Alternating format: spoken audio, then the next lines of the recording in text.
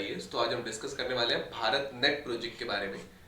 ये क्या है, इसकी इंपॉर्टेंस क्या है डिजिटल इंडिया मिशन के लिए, चैलेंजेस क्या हैं जो इसके अंदर आते हैं, देन गवर्नमेंट ऐसे कौन से इनिशिएटिव्स ले रही है कि हम भारत नेट को प्रमोट कर पाए, और then we will be solving our today's prelims and the mains practice question. So let's start.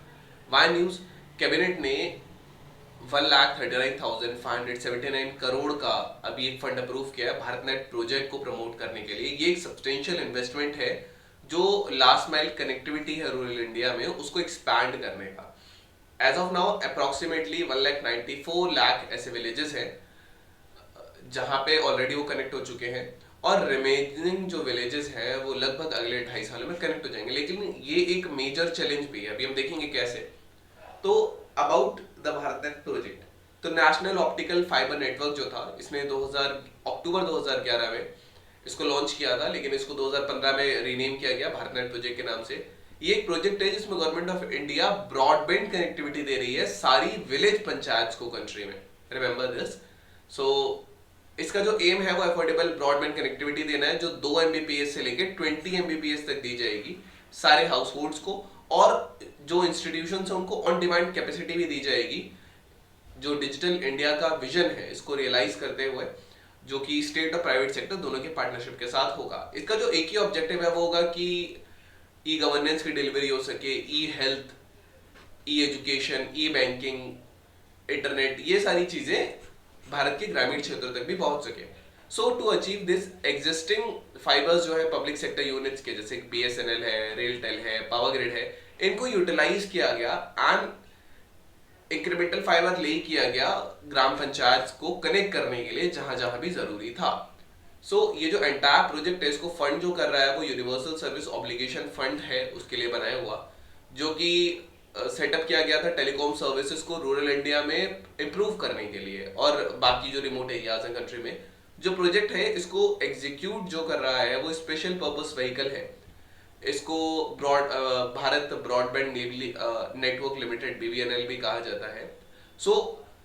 ये 25/2/2012 में इनकॉर्पोरेट हुआ था इंडियन कंपनीज एक्ट 1956 के अंडर। इसकी इंपॉर्टेंस क्या है, तो ये की कंपोनेंट है डिजिटल इंडिया इनिशिएटिव का, जिसका एम है कि एक नॉलेज बेस्ड इकोनॉमी और सोसाइटी को इंडिया को इसको ट्रांसफॉर्म किया जा सके, और ये जो डिजिटल डिवाइड का गैप है अर्बन सिटीज में और रूरल एरियाज में, इसके गैप को ब्रिज करता है कि अर्बन एरियाज में ज्यादा डिजिटल लिटरेसी है, रूरल में कम है, तो इसको एक तरीके से इक्वल करेगा।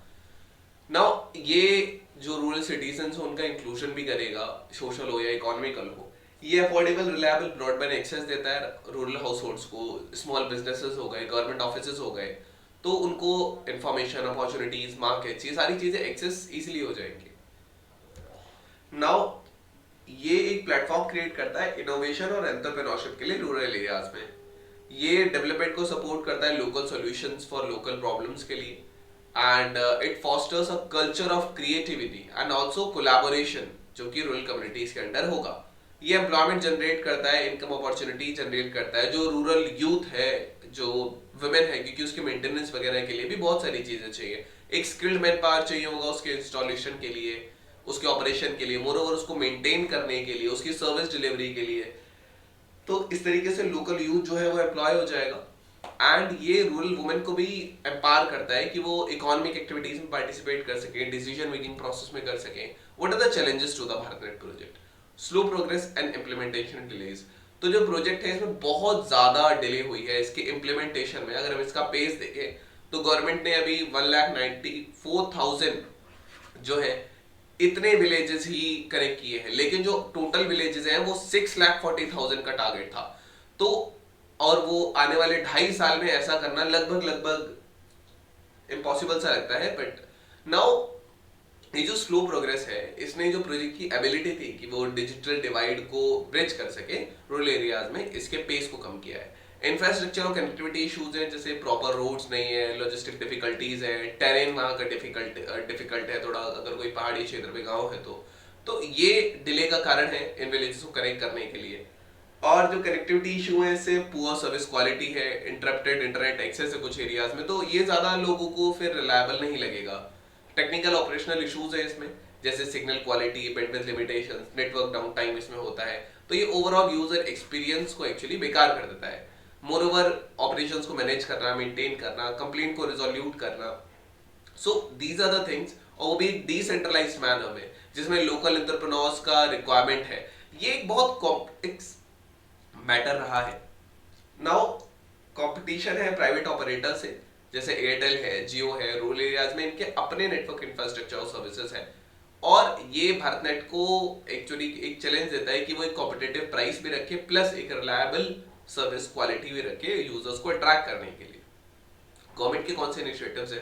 तो पीएम वानी है, prime minister WiFi access network interface. ये बेसिकली पब्लिक हॉटस्पॉट प्रोवाइड करता है पब्लिक डेटा ऑफिसेज के नेटवर्क के थ्रू।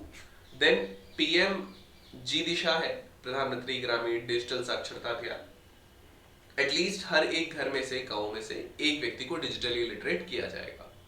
कॉमन सर्विसेज सेंटर है, ये वन स्टॉप शॉप है बहुत अलग अलग ई सर्विसेज के लिए, जैसे बैंकिंग, इंश्योरेंस, एजुकेशन, हेल्थ। सो ये लोकल जो लेवल पे विलेज एंटरप्रेन्योर्स है उनका एक्चुअली उनके नेटवर्क के थ्रू इसको किया जाएगा। देन उमंग है, unified mobile application for new age governance. ये एक सिंगल प्लेटफॉर्म प्रोवाइड कराता है to access government services through the mobile app. Now we have a prelims practice question. The BharatNet project is related to providing broadband connectivity to Gram Panchayats, high-speed internet to farmers, broadband connectivity to Zilla Parishad, free Wi-Fi to students in rural area. You can type the answer comment section. They'll let you know if it's correct or not. Then we have a mains practice question. So discuss the significance of BharatNet project in the context of socio-economic development in India. How does the project impact various facets of the society and the economy?